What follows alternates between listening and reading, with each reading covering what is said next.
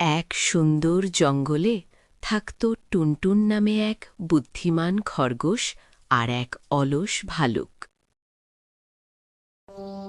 আজকে কি নতুন শেখা যায় বলতো?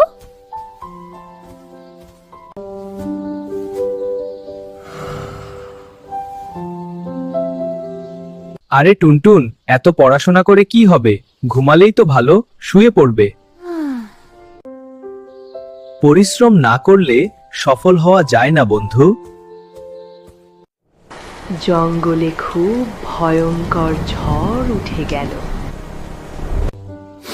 ওহ না, আমি তো আশ্রয় বানাইনি।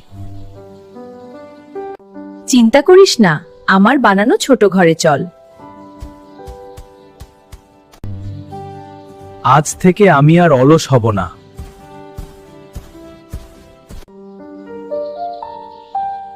এবার থেকে দুইজন মিলে ভালো বন্ধু হয়ে জীবন কাটাতে লাগলো।